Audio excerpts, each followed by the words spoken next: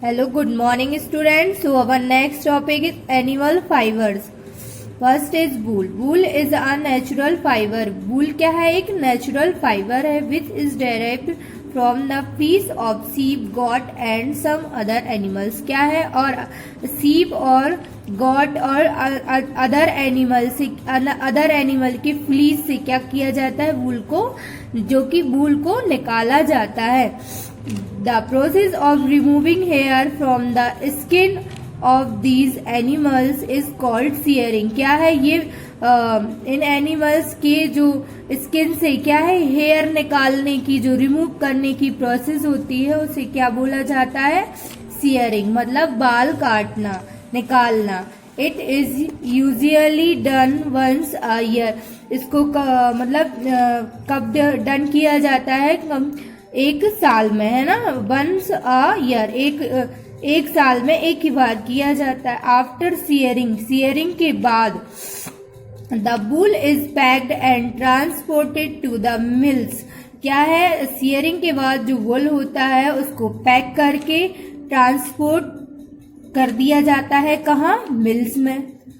In the mills it is clean, washed and then combed by specially designed machine. क्या है? इन mills में क्या होता है? इसको क्या किया जाता है? क्लीन, वॉश और कॉम्ड से क्या किया जाता है? स्पेशली डिजाइन किया जाता है. किससे? बाय मशीनों से किया जाता है ना. The fibre are then separated and spun into yarn. और इन फाइबर्स को सेपरेट करके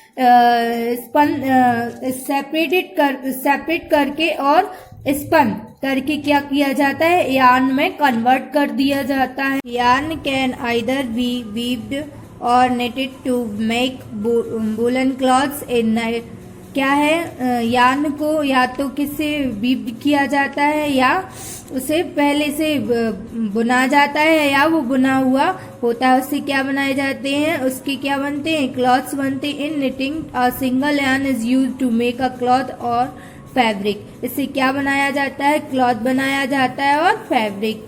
while and weaving two sets of yarns are used. जो वीविंग के लिए, जबकि वीविंग के लिए 2 सेट्स ऑफ यार्न, मतलब 2 टाइप के सेट होते हैं यार्न को यूज करने के लिए.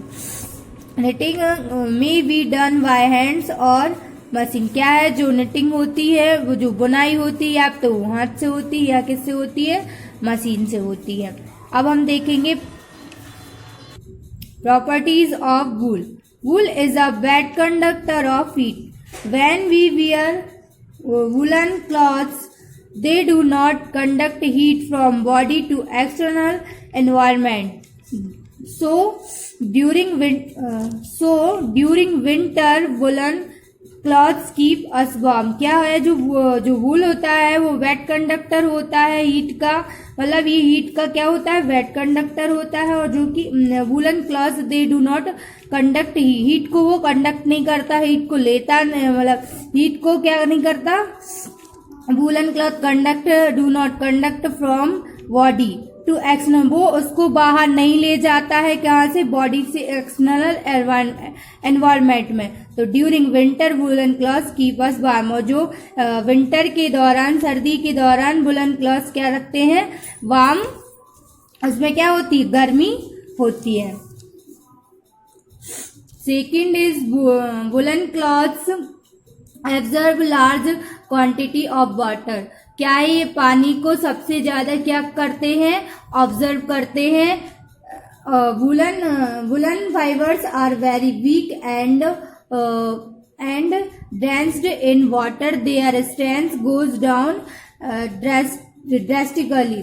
क्या होता है? जो वूलन क्लॉथ जो है वो क्या होते हैं? पानी को, उनकी क्वांटिटी होती है वो जल्दी से, लार्ज क्वांटिटी, मतलब उनकी सबसे ज्यादा पानी को ऑब्जर्व कर लेते हैं. और उनकी जिससे क्या हो जाती है? वूलन क्लॉथ वीक हो जाते हैं.